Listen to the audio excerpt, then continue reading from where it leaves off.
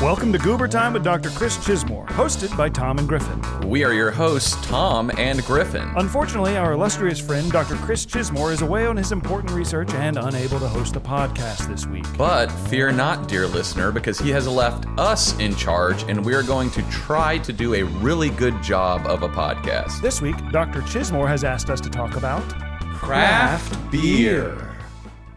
Okay, dear listener, picture yourself. Picture yourself, dear listener. It's a warm summer day, a bit on the hot end. It's a bit sunny. There aren't very many clouds in the sky, and it's a tad hot to be out in the sun. You hear the thud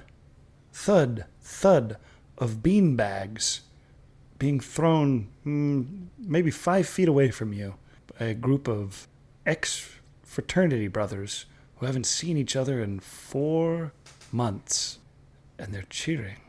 Then there's another group of ex-fraternity brothers who haven't seen each other in 5 months. 5 whole months. And they're playing shuffleboard, and they're cheering. Yeah! Oh my God, dude, holy shit, you almost got it! Yeah, and in the distance you hear a little ting, ting, and then another eruption of praise because there's the ring game, and there's a group of sorority sisters who haven't seen each other in 6 months, and one of them just got a ringer on the ring game, and in the background you can just hear a little. It's been a long time since I rock and roll. A bow now, and the Led Zeppelin's playing. It's a good day, and you're thinking to yourself, I wish I would hear some Rage Against the Machine next, and brother, you're in for a treat because it's that kind of playlist. Yeah, it's they aren't afraid to rock and roll at this place. And I'll say it, you've got a little bit of a buzz on. And you know how you got that buzz? Because you've been cooling your gullet. Your goozler? Were you about to say goozler? No, I was about to say your throat. Cooling yourself, but you're cooling your goozler with a couple of cold beers. You might be thinking, now, did I bring these beers? Am I like cracking open? Did I like buy some Bud Lights? Did I like buy some domestic Bud Lights and bring them to this park that I'm at? Or am I drinking America's #1 beer, Modelo? No, my friend, because where you're at, the beer doesn't have to go far because they make it right in this little park you're at. And it is. It's a little theme park that you're at, themed around the craft beers they make. Yes. Sorry, because you're at a brewery. You're at a brewery. We don't need to slow this down. Sorry, anymore. I got it in my head because then I was like, now we're just talking about breweries, but we're not. We're talking about craft beers. Yeah, we're talking about craft beer, but that's a big part of craft beer is being at a brewery. No one's going to split hairs over this. I know. I got my head. Yeah, you're in your own. You need a crack open. Beer. Yeah, which okay, damn, we forgot. All right. Yeah, we got ourselves a couple of cold craft beers for today's episode because that's exactly what we're talking about. This is Freem from Hood River, Oregon. On. What? Freem? Freem, yeah. It's this is with a P. Freem with a P. Freem with a P from Hood River, Oregon. It's a West Coast IPA. And it's a hot day here in Los Angeles, California. It's about 94 degrees outside. Yeah, in our Los Feliz recording studio that's also my office and also where my mother-in-law slept for a week last week. And we're enjoying 2 craft beers. Yeah. And Hoppy. Hoppy. Yeah, it's a West Coast IPA, so it's... But light. Yeah, light, hoppy, pine forward. Wow, you know the words. Pine forward. I never would have said that. I'm drinking my fair share of craft beer. And you've made your fair share. Yes, I have too. I've made a lot of craft beer probably compared to the average person. How many would you say? How many different types of how many labels? Is that what you would say? Yeah, I think I've made at least 10 different kinds of beer over my life. Wow. It's been split up. My roommate, one of my first roommates in college is now a professional brewer, and he got into brewing when we were in college, and he was the reason I got into brewing in general and craft beer as a whole. He would brew 5 gallons a week at our house for like weeks. That sounds on end. awful. And That we sounds would like have awful. so much beer. He made a whole fridge with like 6 or 7 different taps. One of them was a nitro tap. He really went whole hog into Wow. craft beer and got me into it. And you know, I think I have been very into craft beer, and I think I have been very out of craft. I think I'm the most out of craft beer I've ever been in my life now, but I still I don't know what you love mean. this You're out. stuff. Oh, you're not making it. Well, I'm not making it. I don't see the point in making it. Yeah. And I don't like the beer culture anymore. Understood and heard, and maybe more on that in a little bit. Yes. And I know a guy who started dating a woman who was Christian in college, who had a child. He said, "Actually, I'm Christian too." It turns out, and he adopted, I think, the child, and he abandoned all of his former friends, all of us who are all, I guess, degenerates, Yeah, heathens. But he started his own brewery, and it was, I'll say, some of the worst beer I've ever had in my life. What? It was. How did you I'm not taste going to it name if you- it. Yeah. How did I taste it? Yeah, how did you get to taste it? Did they Well, start producing it? This character is, I think, a good salesman. He's good at kind of getting in there, and he got it into, I think, Kroger grocery stores. Really? I think it was distributed fairly widely, Holy shit. and it was really a bland. I think everybody I talked to was like, "Wow, he did it! Yeah. This is awesome!" And then they started drinking. And they said, "Okay, I don't understand how, because this is so nothing." Yeah, it's a And it all bad. started in a bathtub or whatever the fuck in his garage after he abandoned all of his friends in college. And then he was forced out of the company. You bring up an interesting point in that I think that there is that now it's cool for Christians to drink beer. Like that's a cool thing. It's like I don't think if Christians drank a ton of, if you saw a Christian crushing Miller Lite or a Bud Light, you may be like, "Hey, buddy, let's go to the confessional," or like, hey man, let's like get you in a small group, and Sure. let's get you in a Bible study. But if a Christian is crushing craft beer, that's just part of the game now. Yes. I mean, I think, it's I don't know if, I don't know. I don't know if it's that striking or not. I guess I was struck by it when I was in college because I was around like a lot of hardcore Protestant types. Christians have long been, Drunks. drunks. Yeah. Or just, Liquors like for the Catholics. do as I say, not as I do. Yes. Whatever that term is called that I can't think of right now. Hypocrites? Hypocrite. There's quite hypocritical. Yeah, So- that's okay. We're not here to rag on Christianity. We're just which we here do. which I'd we say do. every podcast. We do, because I think we were both raised Christian. I was maybe raised a little more Christian than you, but you went to Catholic school. That's right. And I did not. I went to secular school and Protestant church every week. Wow. But yeah, it's and the monks were some of the first brewers of beer. Too. Yes. Christian monks. A lot of human history tied up in alcohol. A lot. It's a beautiful tradition. One of the first beautiful liquids of our. It's one of the 4 beautiful liquids we know about. Yes. What are the other 3? We have beer, We have beer. We have water, water, wine, wine, and we have Nickelodeon gack. yeah, like Nickelodeon gag. I don't think there would be too many people who would fight you on that. I don't think so either, especially given what I'm going to presume is the demographic of the 100 people listening. Yeah, absolutely. I think that that is an excellent, great 4 liquids. Were you going to say a different 4?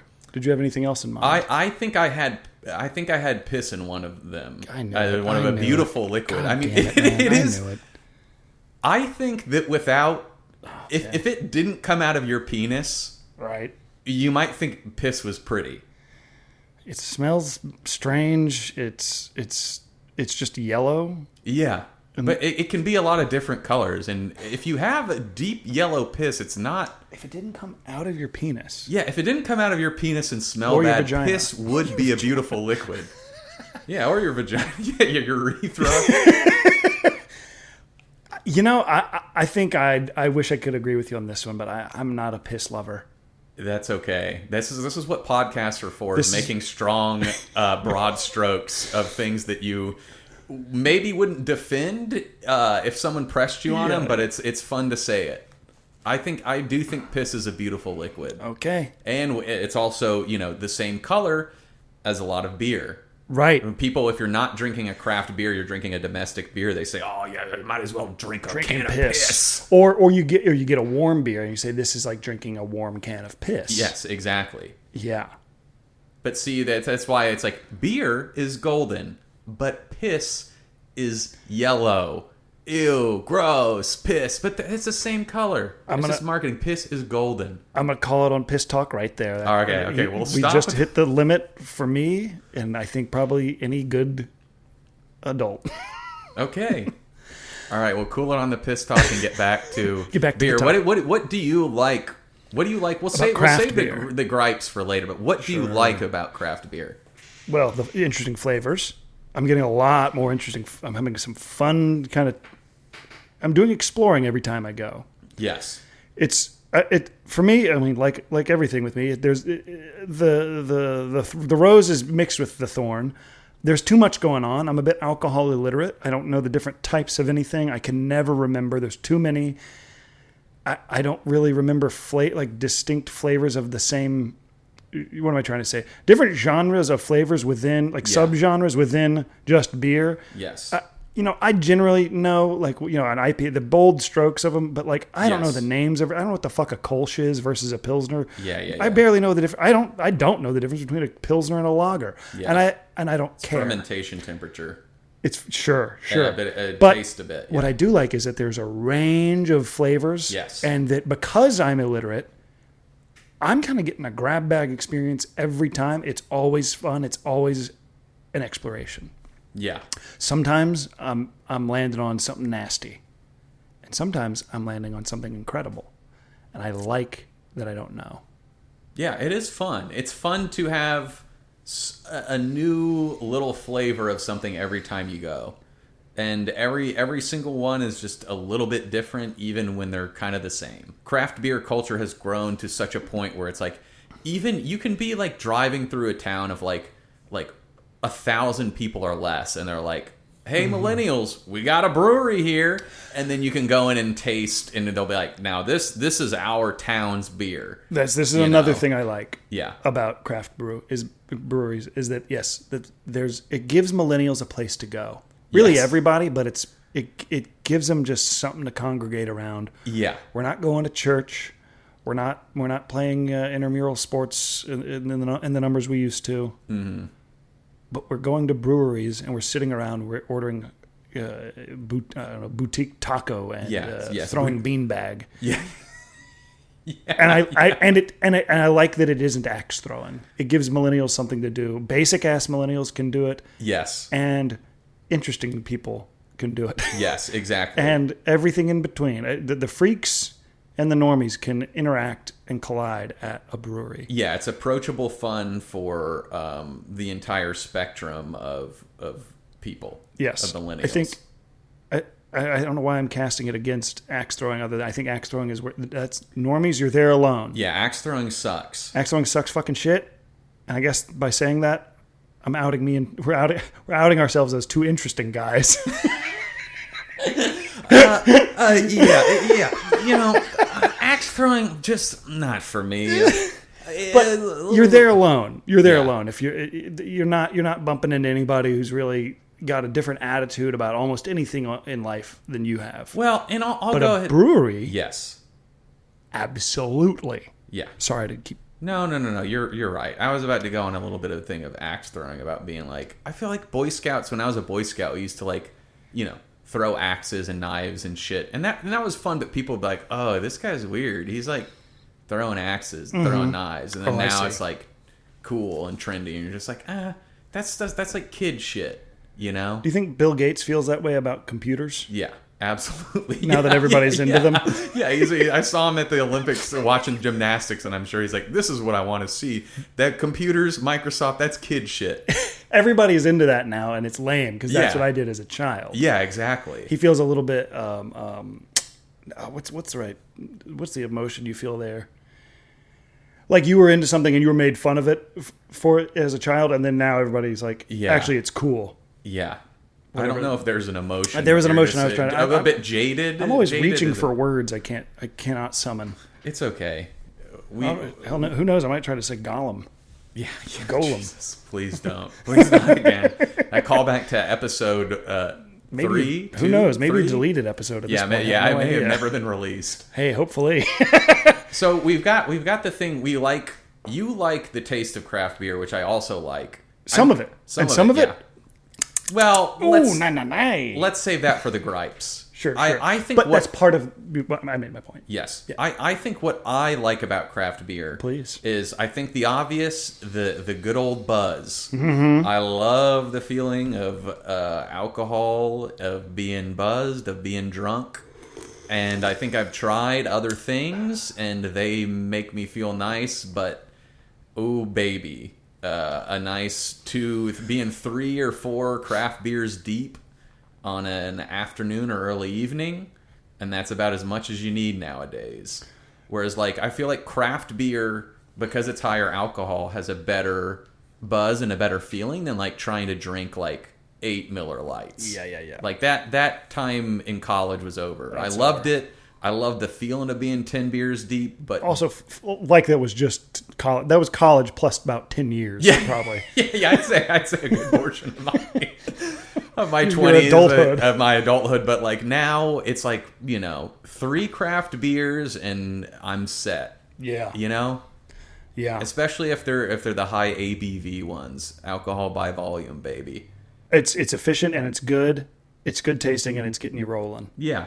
I tried to be a weed guy for a little bit. Got no problem with weed. Do it every once in a while, but there's just nothing else, I feel like there has been a big, like, reaction against alcohol now, which, like, I get.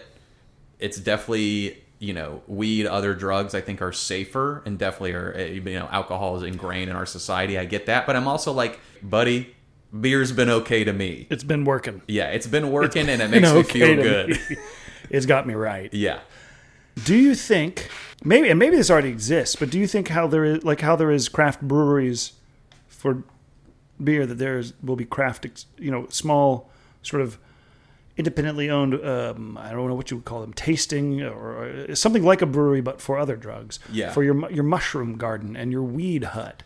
I think actually I heard Woody Harrelson talking about how he has like a weed dispensary that it's just a spot for you to chill. Yeah, they've got it for weed now. Okay. Absolutely. That's maybe going to be coming out more. We're going to get that in the, I think by the time we get it in the Southeast, it's maximum, it's fever pit. The country will be solved first off. Mainstream, yeah. Peak mainstream, yeah.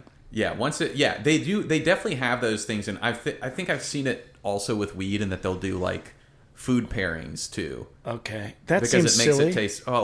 That seems silly as shit to me right really? now. A lot of things seem silly to me at first glance, but man, weed plus food pairing. Yeah. What food doesn't weed go with? Well, that's the thing is I feel like you can. It really makes anything taste incredible, and I feel like everybody knows that, dude. The other thing is it's like. If I smoked a little bit of weed and then had like just a little bit of weed and then having like one glass of wine or one beer, it makes it taste so much better. So I feel like if you were just doing that with like little tapas, little plates, small plates, then you'd crush it. Yeah. It'd be so good. Sure. But I feel like they're doing that where you smoke But weed. they're like this, so that we think this indica actually goes really well with this plate of hummus. Yeah, 100%. When I worked, that makes me angry to hear. Yeah, and I get it. It should make you angry. Okay, good. Any stoner in their right mind should be angry that this is now happening. But when I worked for that weed company, the place that they sourced their weed from, they were like, it was called Sonoma Hills Farm, and they'd harvest the weed, and they also harvested a bunch of veggies and meat. Everything. It was like a full working farm, and they would pair the food that they grew with the weed that they grew. And you could go smoke it and then have a lunch. Yeah, and you could go smoke it and have it. And that people sounds would pay nice. Top dollar for it. I don't appreciate the pretension of the sommelier making its way to the weed farm. Yeah, miss me with that. Yeah, Is a sommelier? How do you say A it? sommelier. Sommelier. Yeah. I mean, if you just And had I think some I know guy, some of these people, but I'm just going to go ahead and say it. Fucking break yourself, fool. You're a sommelier. Some of the biggest phonies I've ever heard about. This is maybe a different topic. Yeah. Different I podcast. feel like they generally know what they're talking about. I mean, a lot of wine and beer culture. They like to make it sound like they know what they're talking about. Well, and that's the thing is, I think with weed, if you have somebody like, well, what you're about to have is an indica. It's, alien Kush, and it's like you want a guy who's like, hey man, this is fucking dank. Man, it's fucking alien Kush. Sure. How are you gonna like? That's who you want to be your weed guy. You don't want someone being like, well, we grew this alien Kush in the OG. Something I like about craft beer is that they do tell you about the flavor profile. They've got little notes or whatever here and there, and it absolutely applies to it. And like every time I read it and then I have the beer, I'm like, yeah, I can see it, I get it. Fine, good. It does not feel pretentious though. If I go to any fancy ass restaurant and I'm sorry, I'm gonna get for sure hate from the 19 people who are listening to this about this. Wine is full. It's horse shit. It's full of horse shit. It's made up charlatanism. It's the things that they're saying are in there. Ochre. No one knows what that is. Nobody's tasting notes of burnt orange. You've never had a burnt orange. You've had orange. Yeah. And fuck off. I'm sorry. Either you like it or you don't. It's people, to me, sommeliers exist to sell people more expensive bottles of wine that are just almost arbitrarily more expensive. Yeah, I think there's definitely a difference in maybe not arbitrarily between like the cheap stuff and the mid-grade stuff. But then like you can get up to like a $50 or $60 bottle of wine, even a $100 bottle of wine. I feel like maybe I've had a sip of that. And like that, you can tell the difference in. But when you get above that, it's just like nothing. They do. There's Nothing makes sense. These blind taste tests that they do for these sommeliers, where they'll put up, a $1,000 bottle of whatever versus I don't know $2 Chuck, and they cannot do better than chance at predicting it. And these are the people who are supposed to be the best at it. Mm-hmm. And I'm fairly certain that like you have to like pass like a rigorous testing to be a sommelier. Yeah. You're just hitting the chances. You're just rolling 6 every time. Nobody ever hits it the first fucking time. No one can study enough because there's nothing actually behind it. I'm sorry. You're making shit up. Your humans' tongues are not that sensitive to the degree that the sommelier claims they are. That's my penis boy's stance. Yeah, well, I think I would agree. I think that there's a lot of essence. It's just like, oh, I'm just saying these words because I'm getting the essence of it, not that you like literally taste it. And that's something. No, but they're like, I know the region it came from. Oh yeah, you're guessing. No way. Yeah. You're guessing, and maybe you're making a more educated guess, but you don't know in the way that if I see something, I know, and they're acting like I can see it, I can feel it, and you don't. Stop it. Calm down. It's okay. It's okay to not know. That's what I like about beer. That's what I like about the people who are selling me the beer. They sort of know, and they don't really care that much. They're like, yeah, this one's kind of light and fruity. Yeah. And then I have it, and I say, this is kind of light and fruity. To me, maybe like a pear. And they would say, huh, interesting. It doesn't have pear in it. We would have said that. But nobody's kind of trying to tell me what it is or act like they know some shit they don't. Yeah, I think it's beer's for the blue collar drinker. Yeah, I think that if you have to go pretty far into beer culture before you get to the really pretentious shit, but it is there, and it exists within craft beer. It does, which is I think one of my big gripes with it is that like there's just too much craft beer culture. Like it's gotten to the point where it's like I feel like it's one of those things. Craft beer has been this, similar to some technology, has been one of those things where I feel like if you're a millennial or like 30s, early 40s, that like it's something that didn't exist, that you saw the rise and like the peak of, and now it's just like so oversaturated. And it was oversaturated about 15 years ago. Yeah, exactly. When every dude you knew who would otherwise be writing a novel or doing improv started brewing beer in his bathtub and closet. The home brewing is fine to me. If you want to get into home brewing, like, and everyone is great. Like, okay, yeah. I got into home brewing, that's fine. It's just like more of the fact that there's so many beers. It's like, okay, now instead of like 1 or 2 breweries. Our town has 7 breweries. But I think that's because there was a boom of the home brewing jackass. Yeah. Sorry, I'm just mad at everybody. But there was that boom, and then that turned into a lot of guys like this dude I knew who were like, this is actually my thing. I'm searching for my thing. I'm about to graduate college, or I've just graduated, and I'm flailing. I don't know what to be. America is telling me I have to be making my own way, and I have to be a businessman. Yes. Well, but I also have to do what I love and follow my passions. And I'm not, sorry to say it, that interesting. Well, what I can do is brew a fucking beer and make that my whole identity. And I'm so thankful for some of them, but also it was too much. Yeah. It's a fucking sticky trap for a bunch of basic dudes to have a personality. It's like, people make it their entire personality. And some people, rightfully so. Like everything, right? That. Yes, you've got the energy and the passion for it, and you're doing something fun and interesting. And you also probably have something else outside of it. There's so many people who had just nothing going on. Yeah. Michael Jackson. Famous beer critic. Did you know that? What's up? The #1 thing that people know about Michael Jackson? Beer critic. It's separate, is named Michael Jackson. Oh. It's a totally different Michael Jackson. Oh, so you'll see it'll be like, Michael Jackson rated this beer. I was really hoping it was... Thriller. Wacko Jacko? I was hoping it was Wacko Jacko going off about his favorite dipper. Oh, it would be dope if Michael Jackson got super... had gotten. He's passed. Yeah. Okay. Yeah. Just the way you said that, it made for a second I thought maybe you had forgotten. It would be best case scenario if Michael Jackson was #1, still alive. Sure. #2, super into craft beer. If you could go visit Neverland Ranch and it was just a brewery, I think that would be better. Oh, and the Wacko Jacko was pouring. He was pouring it himself. Yeah, he was giving the tours. He was like. Let's hear the impression. Like Smooth Criminal. Like, I gotta let me take a little bit of this. My Pliny the Elder. I gotta get some of my Pliny the Elder. Oh my God, that's hard to be. I had to close my eyes. That was hard to be in the same room with. Pliny the Elder. He is not Michael Jackson. Hey, you're braver than I am. I didn't do it. Man, I'll do it. I know you will. I'll do it. That's why I've got 1/4 of a craft beer in me. I'm feeling good. I'm ready to do. I'm ready to unveil my Michael Jackson. There we go. I was gonna say it's another bit bonus plus, but that's same free. One. That's well, I mean a plus for craft brewery. Oh yeah. I think the culture. There's just so many breweries that it's hard to keep track of, and it's just oversaturated, and you're just like.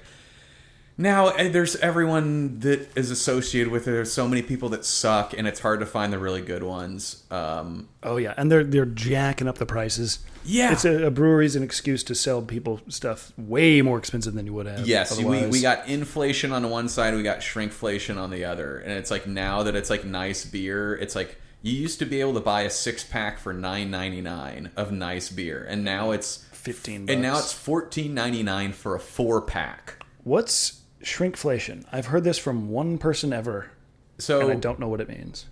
Shrinkflation is when you're paying the same price or more for less of the product. Gotcha. So companies, instead of inflation... The Cadbury egg.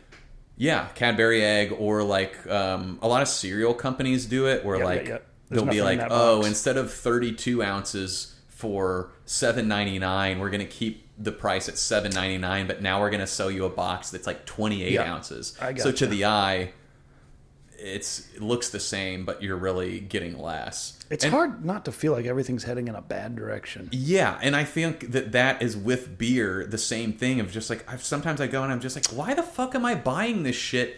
I get 4 beers now for double the price that I used to be able to buy 6. Dude, we just went the other week to this new, I guess it's a brewery.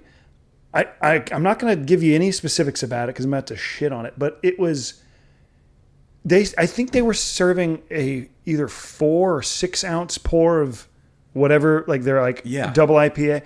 It was psychotic, and you didn't know that that's what it was. So he was like, yeah, here's $8 or $9 or whatever it was. Yeah. And it got like a saucer full. Yeah. It was crazy. The place is also covered in wall-to-wall aluminum foil. Oh, I know exactly what place you're talking about, Griffin. It's fucked up what's going in there. Yeah. It's fucked up. I'm sorry, my man Yeah. who's running it. I know you're listening to this podcast, and I love you so much, but it's wrong what you're doing. Yeah. The flavor, that they make some crazy beers there, but I was just like, this is a place I can go one time every like once a year, if that, and be like, okay, I get it. The day that I was there was this synthesizer guy who like set up this modular synthesizer and then just let it rip and walked away, and it was just kind of beeping and booping kind of atmospherically in the background, and that was incredible. And I wish that was at some more legitimate breweries. So like imagine you're at a beautiful outdoor space like I'm sure Freem has in Hood River, Oregon. And there's just a guy ripping on a modular synthesizer. I'm talking about one of them tall stacks of computer parts. See, I thought you were going to hate that. I thought you were going to say I hated it. I love synthesizers. But this checks out. I love a synthesizer. Chef's going off in the background because he loves synthesizers too. Yeah, Chef's my dog. He's going nuts. He wants to hear a vintage Moog or he wants that analog sound. He wants that fat analog tone. Okay, now am we're I drunk? Am I drunk out of my mind? Yeah, no. You totally lost me. We're getting into this synth. Moog terms. is one of the most famous synthesizer companies. Okay. Invented by Bob Moog. People think it's pronounced Moog because it's M-O-O-G. Yeah. You've probably seen it written somewhere. Moog. Yeah, I think I've Bob Moog. I think I've heard that used as a derogatory term. Hey, get out of here, you fucking Moog. Hey! Jesus, sorry. It's okay. Destroyed the microphone. Hey, we told you we don't serve Moogs in here. Hey, is everybody? Hey, you had a great credit. What's that Moog doing here, though? Oh, what'd I say? Oh, now you're going to turn on me?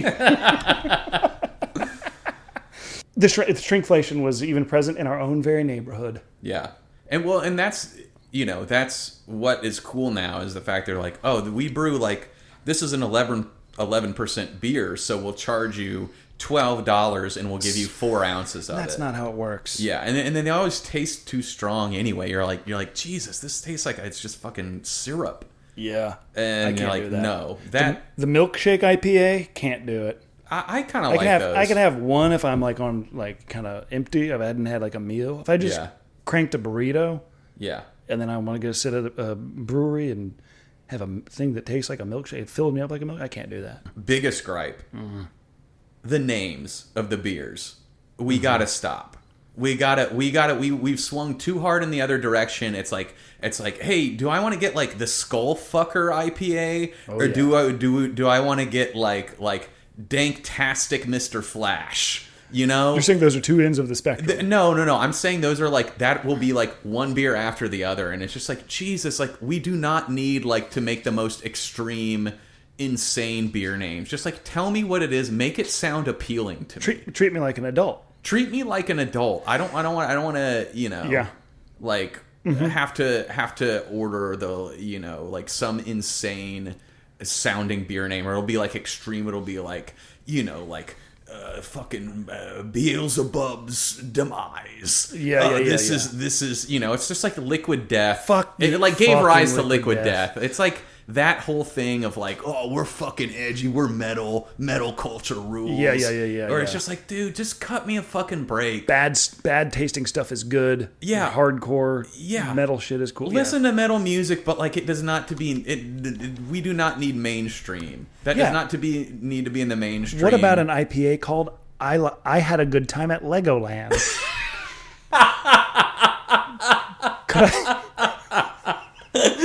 Could I offer you a Pilsner called My Neighbor Called Me?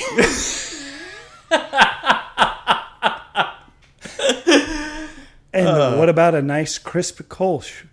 She likes me not? called She Likes Me Not? Oh, I would love that. Just a wholesome brewery. A wholesome, like normcore brewery with just like nice beer names. Yeah, that would be so good. I feel like I could see that existing, but yeah, there's way too many of them are like, we listen to Sleep or like whatever, like sludge metal band. Yeah, or there would be like too regional. It'll get like too regionally specific. Yeah, it'll yeah, be yeah. like Well, some of that's kind of fun. Yeah, some of it's fun, but it's. Tell me, much. you wouldn't want to take a gulp of the Mount Hood goat fucker. Yeah, it's the yeah. I guess I'm gonna order that. I gotta try the Mount Hood goat fucker. I gotta say that out loud. Yeah. Blood, or it's like Blood Meridian. It's like guys naming after Cormac McCarthy. Is there a brewery that calls a beer Blood Meridian? Oh, Griffin, I would put $1,000. I would put $1,000 that there is a craft brewery with a beer named after Blood. Every Meridian. character in Blood Meridian. Yeah. I'm surprised. The Judge Double IPA. Yeah, I'm surprised there isn't a mainstream brewery that is just all Blood Meridian references. If you own that brewery, or if you know of it, or if you've been to it, please contact us via Apple Podcasts, Spotify podcast reviews. Let us know. Also, if you know of a brewery that has Grandmother's Kiss or My Neighbor Called Me. Or I had a really good time at Legoland. Yeah, those are all excellent. I would love that. I would laugh if I saw that for sure. But that point, I think, folds into maybe a broader point that I was maybe trying to make earlier, but I'll say it better now, is that they treat me like an adult. They're trying so hard to make it sound flat, like it's I don't know, to appeal to the child in you, these goofy, cartoony names or metal. Bastard Sucker Punch. Bastards, yes, exactly. And it's it just treat me like it can just be named something normal. Because, my issue is that breweries often can feel like playgrounds for adults. Or daycare for adults. Yeah. And sometimes they're playgrounds and daycares for babies too. Yes. It's not so much a thing here in Los Angeles, but definitely in Nashville, definitely elsewhere. Yeah. It's, where's the kid-friendly breweries? Yes. I had two friends come here a couple of years ago with their child, and they're like, so we're trying to find a brewery that's we can have bring our kids to that has a playground. How come we can't find that? What are you, insane? Yeah, I think most breweries are you can bring kids here, but really? You're not going to have a play. Having a playground is next level. Or did they say on Google reviews, this is, great kid friendly. I get it. You have a child and you've messed your life up and you want to be able to act like a normal adult. So you want to go to a brewery and you want to bring your kid. I'm not trying to exclude you, but it's just, I hate those places. Yeah, I hate Golden Road. I'm calling them out. But they hate going there. Have they don't have a a playground. Nobody in Los Angeles has a fucking playground at the brewery. But Golden Road is as close as you're getting. If you were going to Golden Road on a weekend afternoon, you were going to daycare. There was about 342 children running around, or in the arms of screaming in the arms of their parents. I can't stand it. I can't go to that place anymore. Golden Road is a large brewery in Los Angeles. They it's a distribute, massive warehouse. I think throughout nationally, but I will say that I love it there. To be so we aren't talking shit on Golden Road. I think it's every time I've been there, they accommodate. People are like, I had my birthday there a few years back. Yeah, and that's what set me off. Yeah. Too many goddamn children. Too many kids. Too many children. Too many dogs. I get that. Too many dogs. That can happen at a brewery. But I will say the thing about Golden Rose, every time I've been there, there's been 15 people. There are large groups, and they're always like, do you guys want to start a separate tab? And they're like, can we do that? And they're like, yeah, we can take up to 15 tabs. Really? Okay. And they're the people there, the servers there are really nice. They'll do as many tabs as you want. No one has to worry about paying $600 and having them Venmo. I think they're great. I like that. They also have, to go against the inflation, shrinkflation, first week of the month, they have $7 six packs so you can get cheap beer there. Wow. Okay. Anyway, fine, I'm not trying to do an advertisement for Golden nice Road. people. I've had a good time there. Anyway, that's enough advertisement as I'll do. I'm sure they're doing a good job, but it's just the children. Yes. I don't need to go to fucking daycare for me and daycare for the children. And it's daycare for adults too. That's what I'm saying. So many frat guys we were setting up, old frat guys, sororities, and be like, yeah, brewery, yeah, we're watching the game, yeah, brewery, yeah, fucking dippas. I get it. It's nice to go to, but they're it's wonderful. I think some of the groups of people calm down, and then when I'm in a group of people, I'm either like, we're the cool group, which we're just as annoying as everybody else. Exactly. Or I'm the whole time thinking everybody hates us. Yes. Which is how I feel when you encounter another group in the wild and you're with a group, or with a smaller group and you encounter a bigger group. I would say 100% of the time, I think those people should be executed. Those are some of the worst people that God ever made. Biggest group at the brewery gets executed by all the smaller groups. That would be great. Maybe a new policy. Oh, maybe a new. We have the Purge film series. Maybe a spinoff. Yes. The Purge : craft brewery style. Yeah. I mean, if you made some sort of horror movie or some sort of like thriller movie where it was all centered around just fucking millennials getting killed at craft breweries, everyone would lose their minds. People would love it. I guess people might like that. Oh my God. People would like to see millennials get sort of disemboweled. I would like to see that. I'd like to see. Maybe we should be writing a horror movie. Yeah. We're spending all this time trying to write comedy stuff. Maybe that's horror and comedy. Pretty horror close. And comedy, they're close. I don't know why that is, but you're saying it. No, I'm agreeing with it. Well, a lot of good Jordan Peele.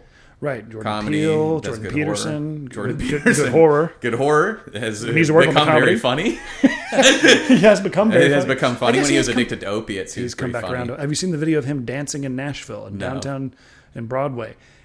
It's like him dancing with, I don't know, either his daughter or just some random Probably young his woman. daughter.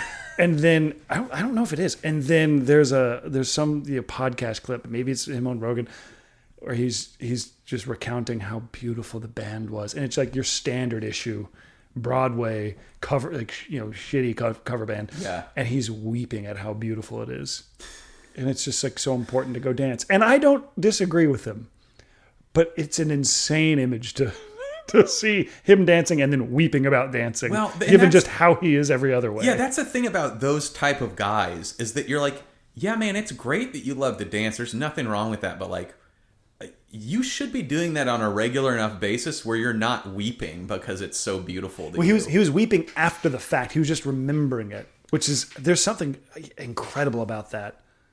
Jordan Peterson remembering what it was like to dance. If I ever make a painting, no matter what the content of it is, that's what it's going to be called. Or if I get my modular synthesizer and I do a modular synthesizer album, for sure, mid album track, Jordan Peterson remembering what it's like to dance. Oh yeah, you gotta get yourself a time machine, take it back to 2017, fucking Sharna Halpern SNL showcase, and do Jordan Peterson remembering how to dance. Get an alternate timeline. Yeah, back then I don't think anybody knew who he was. Oh, I think so. Well, I wouldn't want to do that, man. I'm sorry. Okay, so that you brought up a kind of in the final segment of ways to disrupt the craft beer industry when you said biggest group gets killed. Yeah, that's a good one. That's a good one. Biggest group gets killed. Yeah, Okay, especially if it's like a company outing of some sort. Yeah. If you're not leaving, that incentivizes people to leave that company outing. Well, and if you're at a company outing, everyone gets killed. That's job creation. We have jobs to move into for new people. That's right. Job creation. I think my way to disrupt craft breweries, one of them is no more warehouses. They got to be in small spaces. What's going on with the warehouses? Yeah, there's too many industrial craft brewers. I get you need tanks to scale. You got to scale. We got to take our craft brewery to scale. They got to have that big space. Yeah. Everyone's trying to get to scale these days. Yeah, we'll put it in a barn. Pavilion. Barn's fun. Reclaimed other space that's not an old church. Industrial warehouse. Yeah, maybe a church. I've been to a few church ones, or at least one in Pittsburgh. Cool. And it was cool. It was cool. It was a little bit post-apocalyptic. There was like massive, 72-inch TV monitors everywhere, and this beautiful old church feels. I don't know. I don't really care about religion. But that still feels fucking weird. Yeah. But nice space. Glad it's being used. There's a lot of unused churches sitting around. Let's fill them up. Put some breweries in there. Yeah, I agree. I think they like that aesthetic. I mean, unfortunately, for what we were just saying, but they love Dude, we're desecrating the sacred site. We're sinning. Yeah. I've got a Belgian Trappist, 12% alcohol. Dude. And it's called Satan's Cum. Yeah. Oh God. Yeah. Yeah. Oh fuck. Yeah. We have the Antichrist Dippo. There we go. There we go. And we got the whore of Babylon saison. We got whore's milk. Have you tried whore's milk? It's 15% ABV. We got $15 for a 4-ounce pour of exactly. whore's milk. Whore's milk. Yeah. That's yeah. We got to get them out of the warehouses. Out of the warehouses into old churches. Where else can we I think we could move them into some of these tech companies that have gone under. Move them into their headquarters. And that's a brewery now. Yeah, that's good. I think maybe an old auto body shop. Oh, I'd like that if they're big enough. Yeah. They do have to have the space for the big tanks. Yeah, but I think you can get a small tank. I've seen a few small tank ones, or you can just brew somewhere else and have like a nice little tap room that's small. What about a tap room in one of those iPhone repair shops? Oh yeah, now we're talking. There's a lot of those. I feel like that business, those are getting turned over quick. Yeah. Old iPhone repair shop. Hey, have you guys been to old iPhone repair shop? Yeah, I want to drink in a place where I've never drank before. For me, that's an iPhone repair shop. Or keep like a T-Mobile, keep all the theme, but just turn it into a craft beer. Just, leave. Maybe there's some branding issues where you're going to have to take down some of the clear T-Mobile, but just like leave all this stuff up. I'm trying to think of other spaces. Or you could go bigger. You could go airplane hangar. Airplane hangar, library. The Pentagon. Yeah, library. I feel like there's some good spaces. There's got to be one that's at a library. That's the type of pretension that I know exists in the Pacific Northwest. Oh yeah, like the guys who read at a brewery who's like, I'm gonna have a thinking man's. I'm gonna have a Pliny the Elder while reading, Cormac McCarthy. Yeah, sure, whatever. Or Carson McCullers. Jesus Christ! Sorry, my microphone just broke. I touched it. That's okay. I'll just hold this. Let's see who might notice me reading Carson McCullers. Just listing two of my favorite authors. They both have sort of similar, strange names. Yeah, I know. I'm being attacked.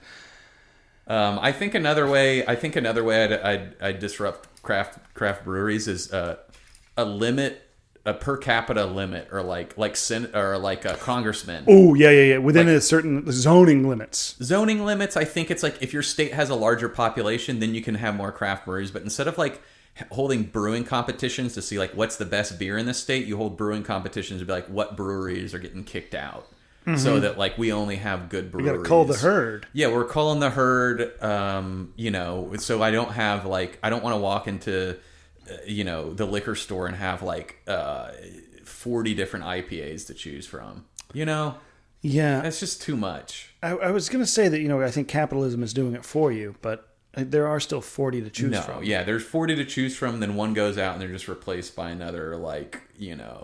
California, there's no seasons here, so it's all IPAs. That's all you get all the time. And so there's just no variation. The breweries never really change. They're just like, you just get more extreme names. I'm trying to think of other bigger and bigger IPAs, and you're just like, let's get some regulation in here. Let's have big government step in and fix the craft beer industry. What do you think this would do? What do you think this would do? Speaking of, okay. Well, I don't know how they would do it really, and it would be fully illegal. But different type of guy, different type of person selling you the beer. You go to the brewery, you're sitting the same genre of person over and over again. Mm-hmm. We know the type of bartender at a brewery. Yep. Get me a waifish little boy or a feeble old man. Yeah. Get me an excitable young twink. Yeah. Get me. Yeah, let's get some different. First off, let's get some more guy. Women in there. Yeah. First and foremost. There are a lot of women in craft breweries. I feel like it's when you're thinking of it, you're thinking of a guy with a fucking beard. I also think there are a lot of women who are like bartenders there too. Yeah, sure. They know, and I think, but it's the same type. They're the same type of person. It's the same type of person. We need different type. We need like like you say, get a twink back there, get a young boy, get an old man. Old man. I'm trying to think. Get like a library. Get like a overly like bookish I, lady. I like when an older woman is behind the bar at a brewery. Yeah. For whatever, it makes me feel calm. It makes me feel she's charming. I'm having the time of my life. We're connecting.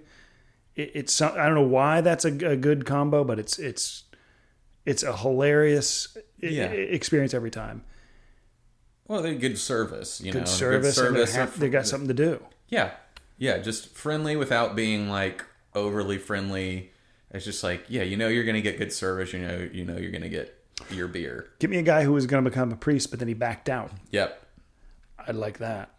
I feel like I might know some of that. I might know some of those people. I feel like that is kind of a lot of brewers. Oh, is it? Yeah, I guess so. I feel like some people are like, I was going to be a monk, actually. Oh, I was going to be a monk, but then I met a gal I like to smash and a beer I love to drink. Do you know anybody who was at one time going to become a monk? Have you ever met? No, I didn't meet anyone that was going to become a monk, but I had at least 2 or 3 friends who were going to become youth pastors, and all were like, yeah. I didn't ask if you know any pedophiles. I was asking about monks. No, I don't know any monks. It was all youth pastors who just decided, I don't want to be a youth pastor. Yeah. Or like studying the Bible is hard. One of my friends was like, I think I'm being called by God into the ministry, and then within 2 months was like, I don't know if I'm being called by God anymore into the ministry. And I'm like, yeah, dude, I could have told you that. It sucks. I knew two different guys. I got to confirm, but I think I've known 2 different guys who at one point were thinking they were going to become monks. And one of them went as far as auditioning, checking it out. He went and became a monk for a little bit. A Christian monk. Some sort of Christian monk, somewhere in like monk, Arizona or some shit. Yeah, Christian monk. And then I think he kind of waffled on it, and I think the other one just realized he was gay and was like, actually, I've known a couple people who were like tripling down on Christianity, especially as like young gay men, and then realizing, oh, I'm not Christian. It's like some sort of like Stockholm syndrome sort of thing. I think going on. That's but understandable. I've had at least two good friends who, at one point were like, I'm going to become a priest. I'm going to become a monk. Actually, never mind. I'm gay, and I don't like any of this at all. That happened with my Bible study leader. That's a hero's journey right there. Yeah, it really is. That's incredible. Yeah. What a swing. Yeah. I kind of like to know more about the inside, the interior life in that story. Yeah, well, we got to get him on the podcast. Got to get him on the podcast. I would love that. Ooh, I bet I could. It would be awesome. I think that journey is fascinating to me. I think that I wondered the same thing about my Bible study leaders. Like, I think we all had the inkling, but like, and maybe he did too. But I was also I think I talked to him here and there, and he just assumed because he's married now. But I'm like, it would be so interesting because of all the stuff that he used to tell us about church. To be like, dude, what broke you? Mm-hmm. Not as far as like in your with your faith, in your sexuality, but like what caused you to just be like, I don't need to be Christian anymore. I'm just going to be myself. You know who, if it happens, it'll be the biggest one? Lindsey Graham. Yeah. That's going to be, I think America will be healing when Lindsey Graham comes out. I got cut off in traffic in high school by Lindsey Graham one time. Did he do anything, or did you do anything? I think I honked, but I was like, holy shit, that was Lindsey Graham. What the hell? I went to high school in South Carolina for anyone who's listening. Gotcha. He was like in Charleston. Sorry. Yeah. But yeah, I also would not. It would be the craziest one, but I also don't care that much about Lindsey Graham. I'm just kind of like, I don't either. Even if he found happiness, I wouldn't be happy because I'm like, okay, great. So now he's like out and gay, and he's like, okay, cool. I'm myself bad still. Yeah, but it's like you spent your entire life being bad and doing bad stuff and being an idiot. So like, you don't really get. You don't think there's redemption? There's end of life redemption. He would have to come out and if he say, recanted against it all. I'm sorry. Do you know George Wallace did this? Really? George Wallace, famous for standing in the doors of school halls, not letting black children in. Oh, really? Huh? I think at the end of his life was like, or the like back, but maybe not the very end of his life. Like I think like fully was like everything I did. He like basically spent the whole rest of his life after whatever the series of years that was like apologize and like trying to make up for his racist past. Crazy. Yeah. That's wild. I didn't know that. Yeah. Well, because it's so easy to, striking image of a mean old man not letting black children into a school. Yeah. You're going to remember that more than you're going to remember him being like, that wouldn't, I don't know if that was right. Yeah. Well, it's just crazy that now we're on this and that we're kind Sorry, of... we did, but you're done. But it was, I was reading a story, the guy who got held responsible or who got convicted of inciting the My Lai massacre. It was responsible. It's called My Lai. My Lai? Yeah, okay. That's how it's pronounced. That's if I get Moog, you get My Lai. The article said My Lai, and also Jordan and I watched the Ken Burns Vietnam War. My Lai and they call it My Lai. Anyway, that guy just died, and I was like, oh, geez, this is such a piece of shit. And he still kind of was a piece of shit. And he appealed and like didn't have to serve that much jail time, just did a little bit of house arrest. But they were like, he never spoke, but there was one, he went to some random Kiwanis club in like rural Ohio. And they were like, everyone said that he just all of a sudden was like, I feel so bad for what I did there. There's not a day that goes by that I don't think of all the Vietnamese people that I massacred. And I'm sorry. And then that was the only time he ever spoke about it. Yeah. So I'm just like, I mean, you can't really make up for a lot of this stuff. No, you can't. You can't. But it's also like, why just say it one time and then never again? It's like, yeah. If you're really sorry, then you should be like, hey, I'm gonna make. You should spend your life doing that. Yeah. And regarding the George Wallace thing, don't really fact check me on that, because in true Penis Boys fashion, I do know that I am basing that exclusively on the lyrics of a Drive-By Truckers song I think it's called the Three Great Alabama Icons. Oh man, that would be so funny if someone is just like, hey Griff, by the way, this never happened. He was a racist until his dying moment. He was a bad racist. I trust Patterson Hood. I trust Patterson Hood's version of events. Okay. We can listen to this song. Well, that could be a good action item to leave people with. Right, we need to have action items and fast follows. I'm getting more corporate. Items. Good. See, Jesus. Griffin, you used to make. You're going to be fucking reciting Agile Scrum. You're going to be leading Scrum before you know it. I can't. Yeah. Just to give the context to everyone, Griffin got a new full-time job. Well, and I'm dating somebody who's also incredibly corporate. That's where I've heard most of this stuff. Griffin got a new girlfriend and a new job in a month. Yeah. So if I can do it, you guys can do it. Stay positive and stay strong. I believe in each and every one of you, and you mean the world to me. I wouldn't be where I am, and Tom wouldn't either without all of you, and you're so important to us. Thank you so much for listening and subscribing. Thank you so much. That was wonderful, Griffin. You couldn't have ended on a better note. Goober Time is produced by me, Griffin, and Lauren Talmadge. Executive produced by Tim McGower. Associate producer Ahmed Stork, and aspiring producer Little Jimmy Penn. Goober Time is engineered by Roger Goodrich and recorded at Detweiler Sound in Humboldt, Tupelo, Mississippi. Sound mixing by Reed Armband with music by Laser Monster, which is Griffin in the past. You can check it out at lasermonster.bandcamp.com. Tom's costume was provided by Padma Lakshmi, with catering provided by Kokomo's Mungo Lounge. Kokomo's, if you can't take her here, you can't take her anywhere.